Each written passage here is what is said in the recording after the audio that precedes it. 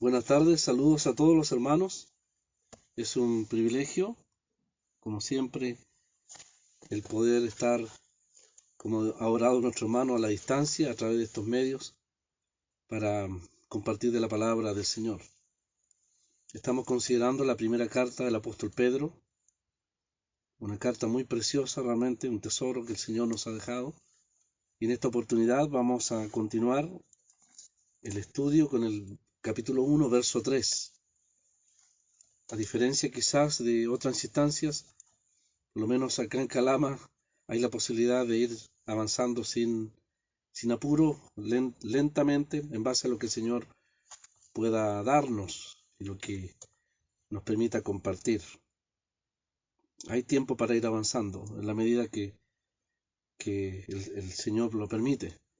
Vamos a leer entonces en el capítulo 1, verso 3, dice la palabra del Señor: Bendito el Dios y Padre de nuestro Señor Jesucristo, que según su grande misericordia nos hizo renacer para una esperanza viva por la resurrección de Jesucristo de los muertos, para una herencia incorruptible, incontaminada e inmarcesible, reservada en los cielos para vosotros, que sois guardados por el poder de Dios, mediante la fe, para alcanzar la salvación que está preparada para ser manifestada en el tiempo postrero, en lo cual vosotros os alegráis, aunque ahora por un poco de tiempo, si es necesario, tengáis que ser afligidos en diversas pruebas, para que sometida a prueba vuestra fe, mucho más preciosa que el oro, el cual aunque perecedero se prueba con fuego, sea hallada en alabanza, gloria y honra cuando sea manifestado Jesucristo, a quien amáis sin haberle visto, en quien creyendo, aunque ahora no lo veáis, os alegráis con gozo inefable y glorioso, obteniendo el fin de vuestra salvación, el fin de vuestra fe, que es la salvación de vuestras almas. Los profetas que profetizaron de la gracia destinada a vosotros inquirieron y diligentemente indagaron acerca de esta salvación, escudriñando qué persona y qué tiempo indicaba el Espíritu de Cristo que estaba en ellos, el cual anunciaba de antemano los sufrimientos de Cristo y las glorias que vendrían tras ellos. A estos se les reveló que no para sí mismo, sino para nosotros, administraban las cosas que ahora os son anunciadas por los que os han predicado el Evangelio, por el Espíritu Santo, enviado del cielo, cosas en las cuales anhelan mirar los ángeles. Aquí, hermanos, la palabra del Señor. Quise leer todo el párrafo, el verso 12. Es posible, claramente, hasta el verso 12, el escritor Pedro presenta este párrafo realmente una verdadera introducción de muchos aspectos doctrinales, y a partir del verso 13, habrá de considerar exhortaciones respecto a la gran responsabilidad y privilegio que tenemos en cuanto a la salvación. La vez anterior, el lunes pasado, tuvimos la ocasión de considerar el verso 2. Ese verso realmente precioso, salido de la pluma de un pescador de Galilea, pero salvado por la gracia de Dios, que estuvo con el Señor más de 3 años y aprendió del mejor de los maestros.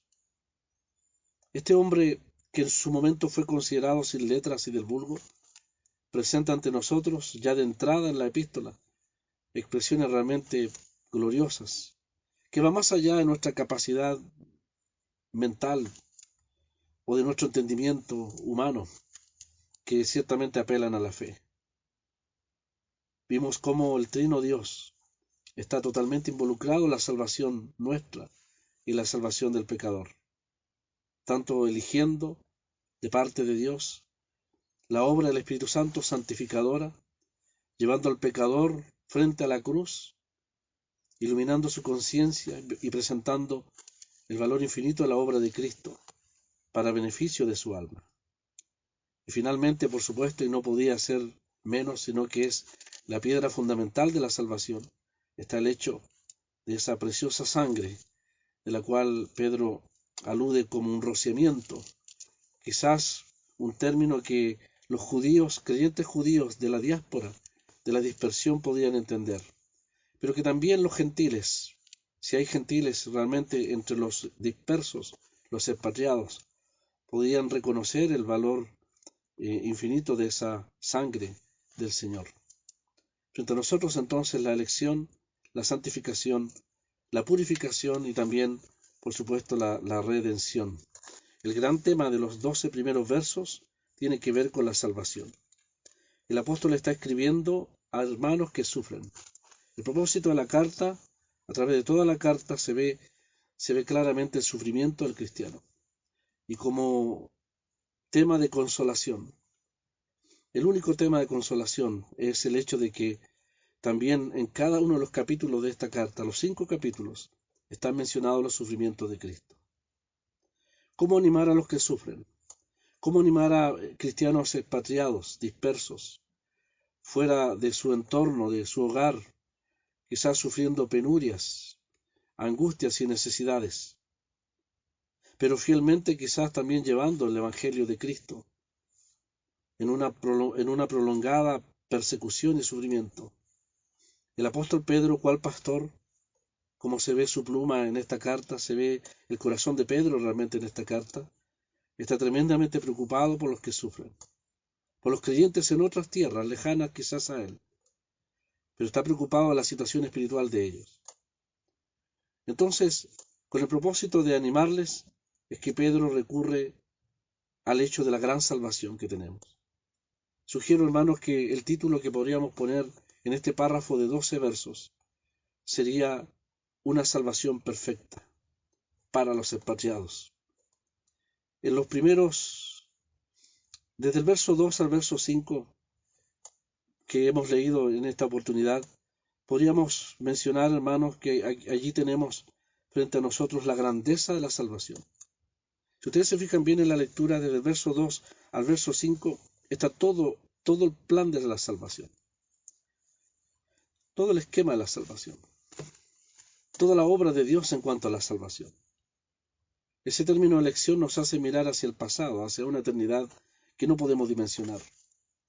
Pero finalmente en el verso 5 al final habla de una salvación preparada y que será manifestada en el tiempo postrero. El tiempo postrero es la introducción a la eternidad en cuanto a la salvación.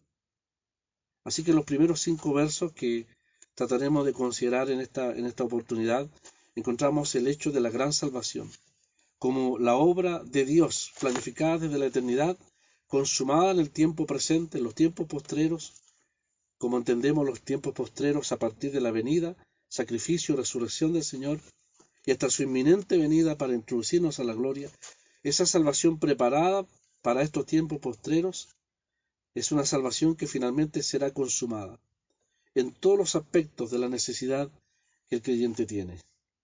Entonces, Pedro menciona el hecho de la elección, de la santificación, de la purificación, de la regeneración, como hemos leído en el verso 3, de la preservación, va a hablar de la seguridad, de ser guardados, de ser protegidos por el poder de Dios, y finalmente el hecho de la salvación consumada. No solamente el tema de la salvación de nuestros pecados, la salvación presente de muchos peligros, el poder satánico, nuestra propia carne, la influencia del mundo. Estamos siendo salvos por el poder y la palabra de Dios. Pedro está apelando al aspecto final de la salvación, que será nuestra introducción a la gloria, nuestra liberación del presente estado de debilidad para ser llevados a un estado eterno de gloria y de perfección en el Señor. Los 5 versículos, hermanos, los primeros 5 versículos son una joya magistral en la pluma de Pedro. Y entre paréntesis, Dios no tiene límites para usar a uno de los hombres más sencillos. Lo que podríamos haber esperado del apóstol Pablo, lo encontramos de una manera maravillosa, expresada en el apóstol Pedro. En 5 versículos resume toda la historia de la salvación y la grandeza de esa salvación que nosotros tenemos. Este es debe ser un motivo de ánimo para los que sufren.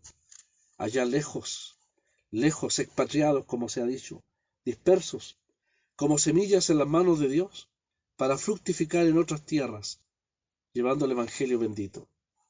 En segundo lugar, desde el verso 6 al verso 9, por eso lo hemos leído, del verso 6 al verso 9, allí podríamos considerar lo que podríamos llamar el gozo de la salvación aún en medio del sufrimiento.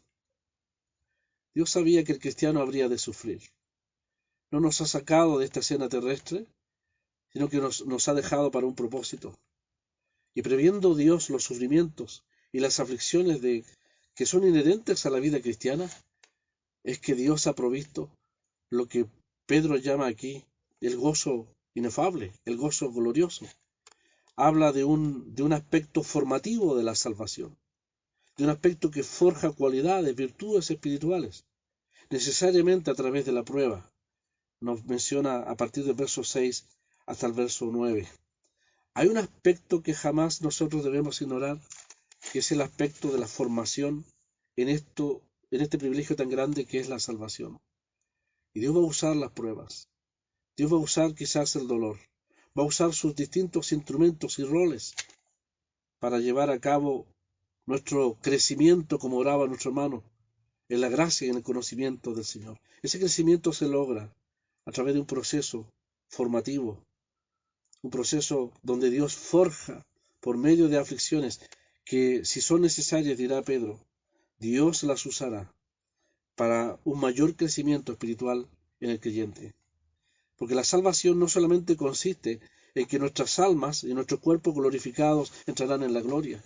Nuestras almas entrarán transformadas. Todo lo que el Señor forje en esta vida, aún a través del sufrimiento, en este aspecto de la salvación, es lo que quedará y permanecerá en la gloria por siempre. Y eso realmente es alentador. Quizás para los que sufren debe ser alentador el hecho de que detrás del sufrimiento hay un propósito de parte de Dios. Entonces, del verso 6 al verso 9, tenemos el gozo de la salvación, como un proceso formativo necesario, hasta, como dice el apóstol al final en el verso 9, hasta la salvación de vuestras almas. Y sugiero, hermanos, ahí que la palabra salvación no es tanto la salvación del pecado, sino la salvación completa de nuestro ser espiritual. La joya, la roca pulida, el oro forjado, la plata purificada, la obra de arte de Dios, en cada salvado, en cada redimido, que entrará en la gloria. Y a partir del verso 10 al verso 12, el apóstol presenta frente a nosotros y a todos los hermanos expatriados lo que podríamos llamar el privilegio de la salvación. Y ese privilegio consiste en el hecho de que las Escrituras, nos enseñará Pedro, contemplaron esta salvación. Esta salvación que quizás implique sufrimiento por Cristo, es parte del privilegio que Dios otorga a cada creyente. Un privilegio superior a los profetas, quienes quisieron y anhelaron realmente entender estas verdades. Y Pedro llevará el tema más allá, cuando nos dirá que es un privilegio que es superior a los mismos ángeles. Y tanto los hombres del Antiguo Testamento, tanto los seres celestiales, anhelan mirar, entender, comprender estas grandes verdades, estos grandes privilegios que nosotros como creyentes disfrutamos. No hay ningún otro medio o método o elemento que pueda animar al que sufre, al cansado, al desanimado, sino la palabra de Dios. Esta palabra de Dios le dará certeza. El Dios Trino está comprometido en la salvación de ellos. Esa salvación significó los sufrimientos de Cristo, mencionados allí en el verso 11 también. De manera, hermanos, que sin hacerlo a propósito, el apóstol Pedro presenta la obra del Trino Dios en todo este aspecto de la salvación. Ya lo ha mencionado en el verso 2, cuando habla que el Padre elige, que el Espíritu santifica y que la sangre rociada de Jesucristo es la base de nuestra purificación eterna.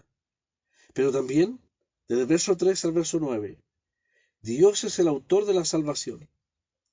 Tanto la salvación judicial de nuestros pecados, la salvación de este presente siglo malo, como la salvación final o liberación del presente estado en que estamos para ser introducidos en un estado de gloria. Dios es el autor de todo aquello.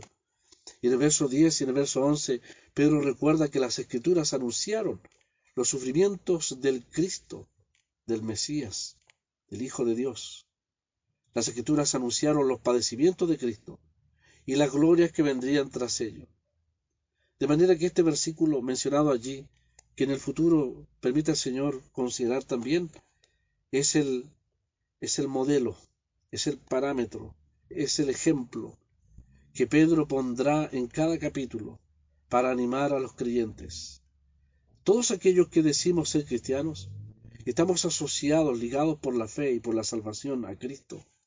No debemos olvidar nunca que así como Él sufrió, también sus discípulos y los suyos sufrirán. Y así como las glorias vinieron tras sus sufrimientos, así también Pedro en estos 12 versículos termina diciendo o resumiendo la vida cristiana en victoria, en gloria, en gozo. Vuelvo a repetirlo, como dice Pedro, un gozo que será inefable y glorioso. El Señor Jesucristo es el que abre el camino y pone el ejemplo en la vida de cada uno de los que sufren. El Espíritu Santo finalmente en el verso 12 es mencionado como aquella persona divina que potencia, que da fuerza, que anima, que fortalece y que guía la predicación del Evangelio. Parece Pedro decirle a los que sufren, hermanos, vosotros sois beneficiarios de una enorme salvación, planificada en la eternidad, llevada a cabo en el presente, respaldada por las Escrituras. Vosotros tenéis privilegios más grandes que todos los santos del Antiguo Testamento, y aún los seres angelicales que quisieran entender, examinar y comprender lo que significa el valor de la vida cristiana, con sus victorias y triunfos, y su gloria final. Pedro entonces recurre al hecho de la salvación para animar a los que sufren. La palabra de Dios es el gran medio que Él va a usar para este propósito. Por eso entonces es que en el verso 3, como escuchando al mismo apóstol Pablo en la carta a los Efesios, ¿no es cierto? Pedro también comienza con una bendición. Él bendice, él alaba a Dios, él elogia, dice al Dios y Padre de nuestro Señor Jesucristo, que según su grande misericordia nos hizo renacer para una esperanza viva por la resurrección de Jesucristo de los muertos. Nosotros estamos leyendo los versos así separados, pero en realidad vuelvo a insistir que todo el párrafo del verso 3 al verso 5 debe ser considerado como un conjunto que encierra toda la grandeza de esa salvación. Apela al Dios y Padre de nuestro Señor Jesucristo. Mira, hermano y hermana, qué posesión más grande nosotros tenemos. Seguramente estos hermanos habían sido excluidos de todo. Se les había quitado todo, absolutamente todo. No había quizás nada terrenal a que apelar, ninguna garantía a la cual sujetarse, pero ellos lo tienen todo en el Señor. Parte Pedro mencionando en este párrafo precioso nuestra gran posesión. Habla de nuestro Señor Jesucristo, el Hijo de nuestro Dios y de nuestro Padre. Las personas divinas están detrás de nuestra gran bendición. Pedro entonces, haciendo eco quizás de la carta a los Efesios, vuelvo a decirlo, cuando en Efesios el apóstol dice, bendito el Dios y Padre también, que nos bendijo con toda bendición espiritual en los lugares celestiales en Cristo. Cuando vimos ese tema de las oraciones, el apóstol Pablo también bendijo a Dios por toda bendición en los lugares celestiales. Habló de la herencia, habló de la esperanza, habló también de las riquezas que tenemos en Cristo, de la herencia, habló de la esperanza y también habló del poder. 3 cosas necesarias para la vida cristiana, para el que sufre y del que no sufre. Y Pedro, quizás tomando eco también de las expresiones de Pablo, que se repiten en varias cartas también, usa la misma alabanza. En este caso, recordando un aspecto tan maravilloso como es la misericordia de Dios. No haya palabras, Pedro, para expresar esa misericordia. Dice, según su grande misericordia. Fue la misericordia de Dios que mira la necesidad del pecador, la que produjo esta gran bendición, este gran beneficio que Pedro menciona aquí. Dice, nos hizo renacer para una esperanza viva por la resurrección de Jesucristo de los muertos. ¿No le parece, hermano o hermana, realmente una expresión enorme de lo que es la misericordia y, por qué no decirlo también, la gracia de Dios? Dios obró el milagro de la nueva vida en cada uno de los creyentes que sufren y en cada uno de los que presentes en esta sala hemos confiado en Cristo como Salvador personal. Es así como el apóstol Pedro canta la misericordia de Dios. Lo mismo hace el apóstol Pablo. Voy a repetir las palabras de este apóstol ahí en el versículo 4, capítulo 2, verso 4 de su carta. Dice, pero Dios, que es rico en misericordia, por su gran amor con que nos amó, aun estando nosotros muertos en pecados, nos dio vida juntamente con Cristo. Tanto Pablo como Pedro ligan el nuevo nacimiento al hecho de la gran experiencia de la nueva vida, como el milagro de Dios. Dice, nos hizo renacer según su grande misericordia. Él nos hizo renacer. Pedro, Santiago, Pablo, el Señor nos enseñó de la necesidad también del nuevo nacimiento. Cuando nosotros nacimos en este mundo, no nacimos para gloria. Toda criatura nace llorando. Entramos con sufrimiento y terminamos con sufrimiento. Esa es la experiencia del que está sin esperanza. Nacer de nuevo significa nacer de Dios, para una esperanza, para una expectativa gloriosa, de bendición eterna, cuando el Señor venga a buscarnos, como Pedro habla aquí de su gloriosa manifestación. Al contrario, hermanos, fuimos renacidos para la gloria. Eso es lo que Pedro quiere decir aquí. Nos hizo renacer para una esperanza viva, en primer lugar, y en segundo lugar, según el verso 4, para una herencia, y ahí habla de esa herencia de 3 características. Entonces, si pudiésemos preguntarnos, ¿cuál fue el propósito? ¿Cuál fue la razón de la gran misericordia de Dios en proveernos esta nueva vida en Cristo? Nacer de nuevo, ser regenerados. Pedro menciona 2 grandes propósitos. Para esta escena terrestre, esta vida terrestre, como peregrinos, habla de una esperanza, para una esperanza viva. Y cuando tiene que referirse a la gloria futura, en el verso 4, habla de una herencia incorruptible, incorruptible.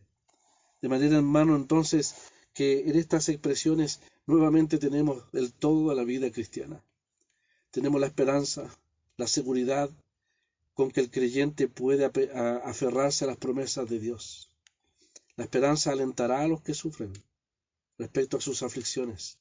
La esperanza alentará la expectativa de la inminente venida del Señor. Pero la herencia también les hará arder en sus corazones el deseo de estar ya disfrutando de esa gloria de la cual Pedro realmente no puede explicar, pero que trata de definir esa gloria que le llama la herencia preparada para cada creyente. Fue el Espíritu Santo el que obró la regeneración. Fue a través de la palabra de Dios, comparada por el agua, con el agua por el Señor. Tanto el Espíritu Santo, comparado al viento y el agua, que es la palabra, obraron el milagro precioso, glorioso, extraordinario del nuevo nacimiento en cada pecador que pone la fe en Cristo. Pero Pedro agrega algo más. No solamente el nuevo nacimiento es producto de la palabra de Dios, obrada poderosamente, creída por el pecador, no solamente es producto de la obra poderosa del Espíritu Santo, sino que también tiene su base, según el verso 3, en la resurrección de Jesucristo de los muertos. Sin la resurrección del Señor no hay salvación. Ninguno de estos gloriosos términos de la salvación serían realmente una experiencia para nosotros sin el hecho de la resurrección del Señor. Entonces, hermanos, somos nacidos de nuevo, regenerados, para una esperanza viva, Y sugiero que esto tiene que ver con el aspecto presente de nuestra salvación. Y somos también renacidos para poder disfrutar, ser capacitados, ser preparados para el ambiente del cielo, para el ambiente de la gloria, de la presencia de Dios. La misericordia de Dios ha provisto la necesidad de la transformación completa de todo nuestro ser, para poder ser ciudadanos del cielo, poder estar en la gloria de Dios, cara a cara con el Señor. El nuevo nacimiento es la base que nos prepara. Y mira entonces hacia el disfrute glorioso de esa herencia que el Señor nos ha dado. Es una esperanza viva, hermanos, porque al contrario de las esperanzas humanas que perecen, que fenecen, que se acaban, que se diluyen, como todas las promesas humanas y todas las obras humanas, esta esperanza que habla Pedro aquí es una esperanza viva, como la vida que tenemos, es la esperanza que está anidada en el corazón de todo creyente. En otras palabras, Pedro le dice a los que sufren, hermanos, tened ánimo, tened esperanza. Las promesas de Dios se cumplirán, la palabra de Dios se cumplirá. Y aunque las circunstancias que ellos están viviendo son difíciles de llevar y sobrellevar, por sobre todas las cosas la palabra de Dios se va a cumplir. Y si algo les mantendrá firme en la palabra y firme en su testimonio y en su vida de fidelidad, será esa seguridad, esa actitud del alma de aferrarse y de confiar plenamente en lo que Dios ha consignado en su palabra. La esperanza entonces tiene vida en sí mismo, porque nos da seguridad. Esta esperanza está depositada en el Dios vivo, eterno, que permanece eternamente, el Dios inmutable. Es una esperanza que crece cual árbol, cual planta, va creciendo, no se agosta, va creciendo en la medida que el creyente va aferrándose cada vez más a la palabra de Dios. La esperanza está ligada, por supuesto, también a lo que es la vida eterna. Así nos dice la carta del apóstol Pablo a Tito. Dice lo siguiente en el capítulo 2, verso 13, habla de la esperanza, dice aguardando la esperanza bienaventurada y la manifestación gloriosa de nuestro gran Dios y Salvador Jesucristo. Entonces, si tuviésemos que buscar esta palabra en la carta del apóstol Pedro, encontramos una esperanza viva ahí en el verso 3. En el verso 13 encontramos una esperanza invariable, completa, una esperanza que no tambalea, cuando dice, ceñid los lomos de vuestro entendimiento, sed sobrios, ahí en el verso 13, y esperad, ahí está la esperanza, por completo.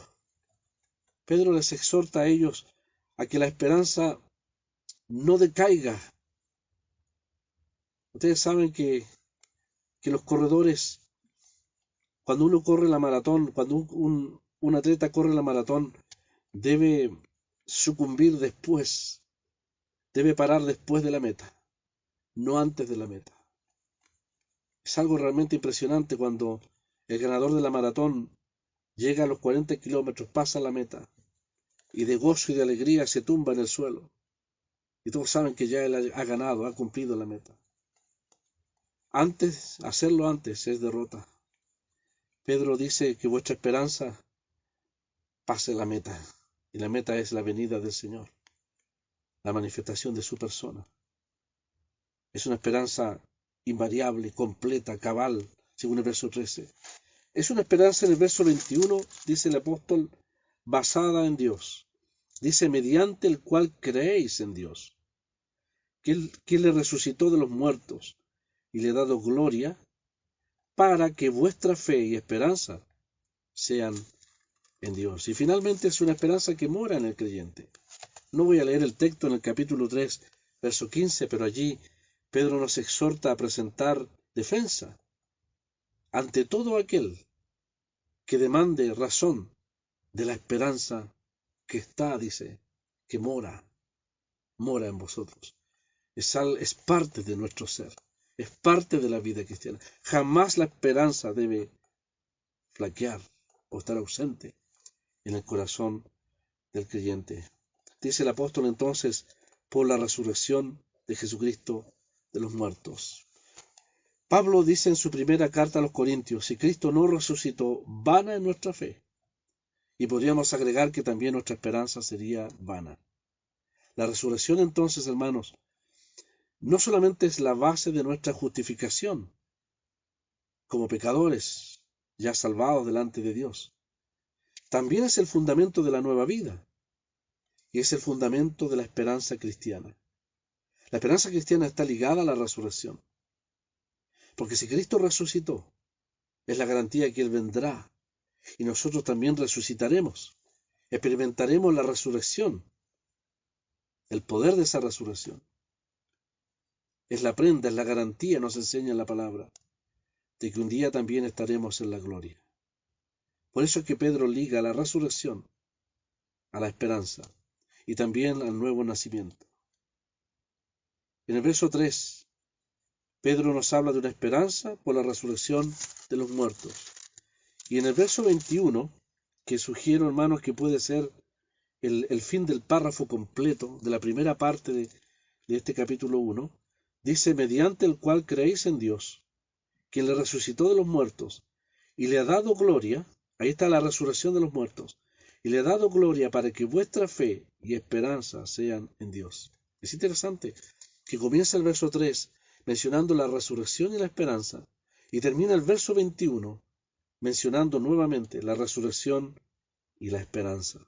A partir del verso 22, Pedro nos exhortará en cuanto a las relaciones mutuas entre creyentes. En el verso 4 y 5, cuando Pedro habla de la herencia y habla de ser guardados por el poder de Dios, Pedro nos presenta frente a nosotros lo que podríamos llamar el aspecto también futuro de la salvación. Hemos sido renacidos para una esperanza y hemos sido también renacidos para la gloria. Tenemos entonces finalmente el aspecto futuro. Él nos ha preparado, nos ha redimido, nos ha hecho renacer para disfrutar también en el futuro y también en el presente lo que aquí Pedro va a llamar una herencia definida en 3 palabras: incorruptible, incontaminada e inmarcesible. Los expertos en el idioma en que fue escrito el Nuevo Testamento nos señalan que al igual que en castellano, el escritor Pedro puso estas palabras con negaciones: incorruptible, incontaminada e inmarcesible. Me gustaría saber mucho más de ese idioma, pero los expertos nos dicen que es un verdadero poema. Es una perfecta asociación de 3 palabras que parten con lo negativo. Porque quizás Pedro reconoce, como nosotros también, hermanos, nuestra incapacidad de poder definir lo que es la herencia. ¿Cómo podríamos definir la herencia en términos positivos? Cuando estemos en el cielo podremos dimensionarlo. Pero Pedro recurre a términos negativos, porque no tiene la capacidad como nosotros, ni nosotros, de poder hablar de las glorias del cielo hasta que entremos en aquella gloria. Simplemente dice, para que nosotros entendamos, si se trata de lo corruptible, es incorruptible, es incontaminada. Y también Pedro habla de una herencia inmarcesible, una herencia que no se agota, que no se agota. Es incorruptible porque la muerte no la puede alcanzar, no la puede tocar, nada lo puede destruir. Se puede traducir como imperecedera, es permanente y eterna, es indestructible. Si nos acordamos, hermanos, de la herencia de Israel, Israel conocía muy bien el tema de la herencia. Ellos tenían una herencia terrenal, como nos enseña también el libro de Josué. La carta a los Efesios nos enseña de la herencia celestial. Y Pedro también nos habla de esta herencia incorruptible. Pero los ejércitos invadieron la herencia. Y vemos a un Gedeón tratando de guardar el trigo en el lagar. porque los ejércitos enemigos habían devastado la herencia de Jehová por causa del pecado de Israel. Para ellos, estar bajo una parra, comer de la higuera y de la vid, a la sombra de aquellos árboles frutales, sin que ningún ejército extranjero, ningún peligro y temor los haga zozobrar, era disfrutar de esa herencia. Pero esa herencia era condicional. La paz y el disfrute de esa herencia dependía de la fidelidad de ellos para con Dios. La herencia que el Señor nos ha dado es incondicional. Está basada en la obra perfecta del Señor en los cielos. Por lo tanto, no hay ningún ejército, ningún ladrón que la mine y la hurte. Es imperecedera. Es una herencia incorruptible. Es también incontaminada. El pecado no la puede destruir. Aún nuestros propios errores, nuestros propios pecados, nuestra propia debilidad no puede dañar lo inmaculado de esa herencia.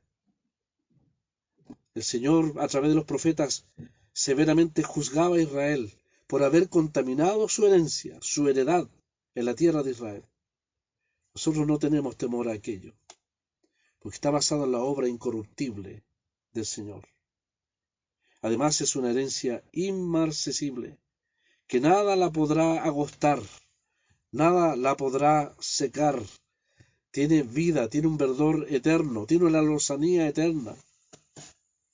Alguien una vez dijo que aún en la tierra prometida las flores se secaban, pero la herencia terrenal en los cielos solamente habrá vida. El cristiano está preparado para el ambiente de una vida eterna, en comunión con Dios, un disfrute pleno en la presencia del Señor. Qué maravillosa herencia nos ha dado el Señor. Es imposible de describirla. Solamente decir lo que no es, porque no podemos decir lo que es. Pero sí tenemos que reconocer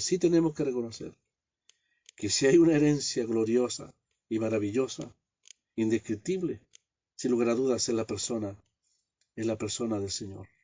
¿Recuerdan, hermanos, el Salmo 16? El Salmo del Levita, el Salmo del hombre piadoso llamado también, que decía: las cuerdas me han caído en lugares deleitosos. Mi porción es Jehová, mi herencia es el Señor. Un fiel levita podía decir: mi herencia es Dios, es el Señor. Esa es nuestra herencia. Por eso Pedro comienza este párrafo diciendo: bendito el Dios y Padre de nuestro, vuelvo a insistir en aquello, nuestro Señor Jesucristo. Él es la mayor herencia, nuestra porción, nuestra copa, la herencia que nos ha tocado. Y el salmista ahí en el Salmo 16 dice: cuán hermosa es la heredad que me ha tocado. ¿Estarían disfrutando del Señor los expatriados? ¿Es el Señor nuestro consuelo, nuestro disfrute, nuestro consuelo, nuestra fortaleza en la aflicción y el sufrimiento? Pedro le está llevando a mirar las glorias que tienen en Él. La mayor herencia es el Señor. Esa herencia nadie la puede tocar, porque dice que está reservada en los cielos para vosotros. Hay la mayor seguridad de esa herencia. Las mayores tumbas egipcias fueron robadas. El Señor habla de hacer tesoros en los cielos, donde ladrones no pueden hurtar ni minar. Hay una reserva, hay una bóveda, hay una caja fuerte que nadie podrá violar jamás. Está custodiada por el Señor. Miraba yo hoy día en las redes sociales el fuerte, se llama Fort Knox, en un estado que se llama Kentucky. Ahí está la mayor reserva del mundo de lingotes de oro. ¿Sabe dónde está? En medio de una guarnición militar. Claro, qué mejor seguridad que tener la mayor reserva de oro en el mundo, más de 36.000 o más lingotes de oro, 8 toneladas, 8.000 toneladas de oro en Fort Knox, en medio de uno de los fuertes más poderosos. La palabra que usa Pedro es lo mismo, es un término militar. La mayor fuerza, la omnipotencia de Dios, es la que reserva y guarda y preserva nuestra herencia. Lo que las pirámides de Egipto no pudieron lograr. Lo que los hombres en su afán de llevarse los tesoros de este mundo, que a diferencia de Moisés, que desechó las riquezas de Egipto y puso la fe en el galardón y ganó los tesoros del cielo por la fe en las promesas de Dios, él y todo cristiano y todo santo a través de la historia, nada de las promesas de Dios, de esa herencia, nos podrán ser quitadas, ni el tiempo, ni el pecado, ni la muerte. Está reservada por el Señor para nosotros. Y tan fuertemente reservada la herencia, como somos reservados también, hermanos, nosotros. Dice en el verso 5, que sois guardados por el poder de Dios. La omnipotencia de Dios, a través de la fe. Dice el verso 5, para alcanzar la salvación. Y aquí, hermanos, sugiero la liberación, el aspecto final de la salvación, que está preparada para ser manifestada en el tiempo postrero. El poder de Dios nos guarda y nos guardará hasta el disfrute pleno de aquella herencia. Pedro está hablando de la preservación del creyente. Si dependiera de nuestras fuerzas o nuestra capacidad, mucho tiempo que hubiésemos quedado en el camino. Pero como la salvación es eterna, la preservación de Dios para cada santo también es perfecta. Y el Señor no fracasará en ese propósito.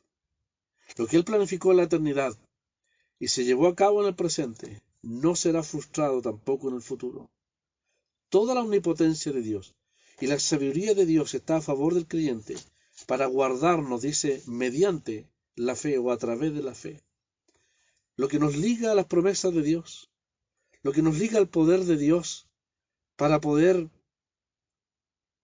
tener victoria en esta presente vida o peregrinar, como dice el apóstol Pedro, es la fe. Es la fe.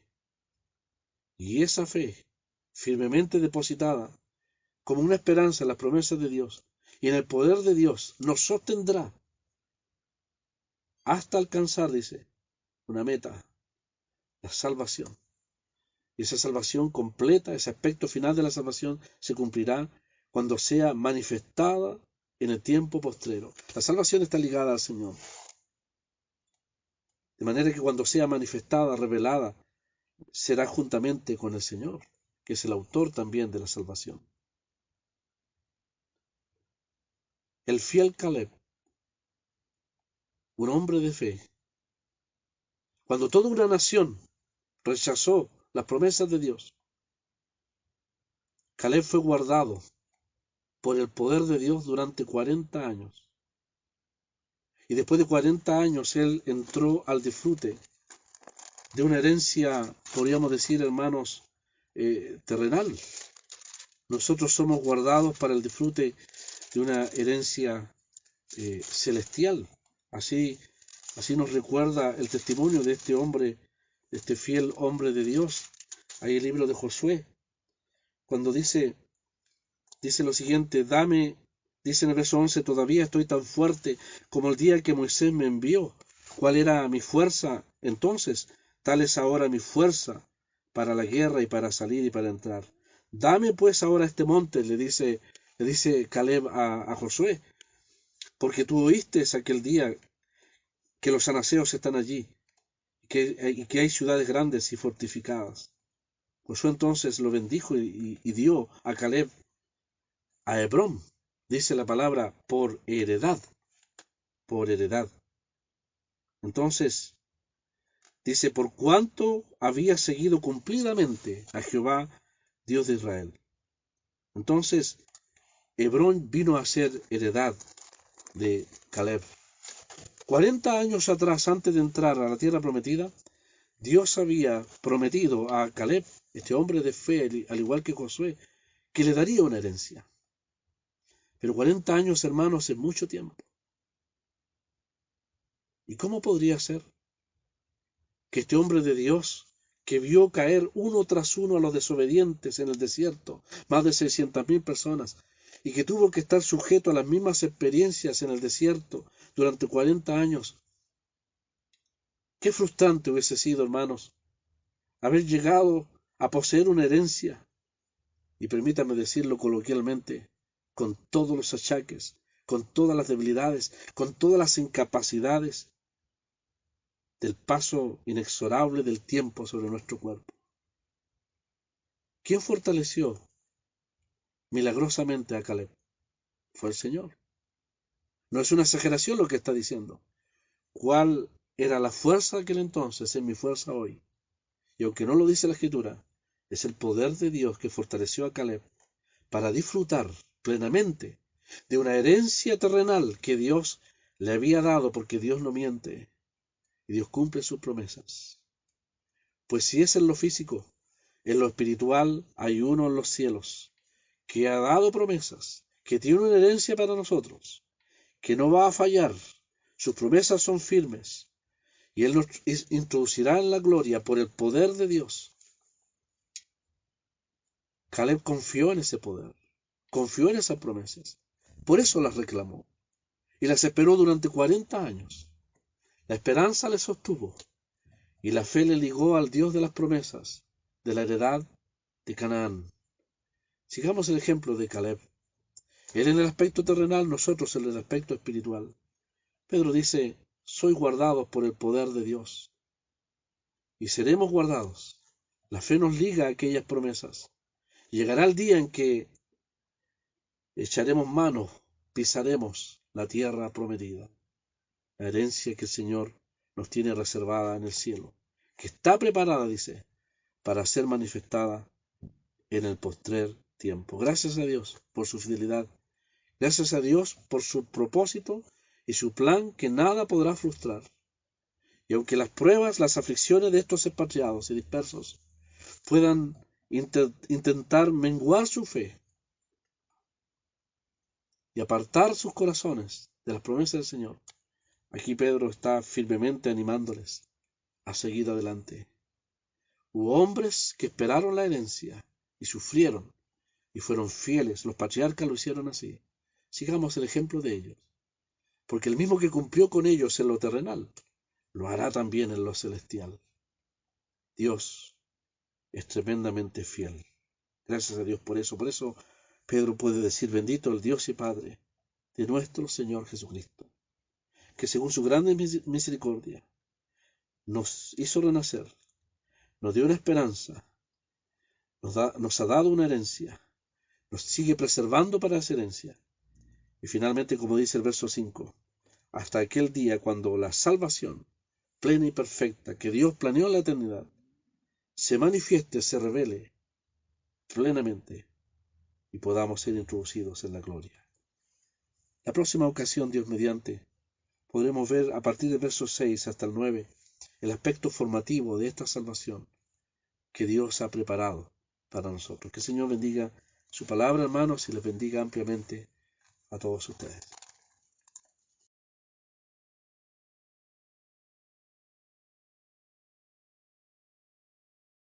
Gozosos en el Señor, que todo bien nos da, pues Él por nosotros está. Redimidos por su sangre, ¿de qué tenéis temor? Siendo Jesús el Redentor. Si Dios es por nosotros, si Dios es por nosotros, si Dios es por nosotros, ¿quién será en contra? ¿Quién? ¿Quién será en contra de nosotros?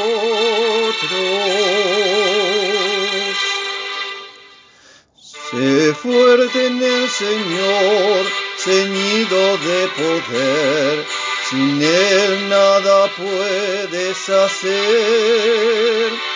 Aunque vengan tentaciones, sé firme para el bien, y Cristo te será el sostén.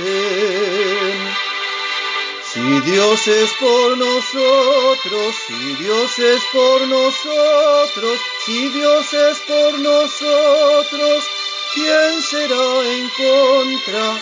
¿Quién? ¿Quién será en contra de nosotros?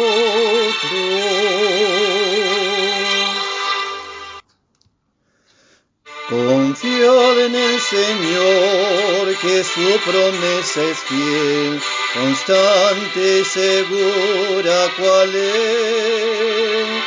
Pues así lo ha dicho Dios, aun la tierra pasará, mas mi palabra quedará. Si Dios es por nosotros, si Dios es por nosotros, si Dios es por nosotros, ¿quién será en contra? ¿Quién?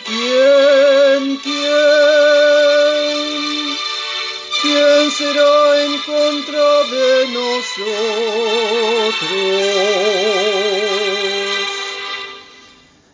Estad en el Señor, gozaos en su bondad, en Él solo hay seguridad.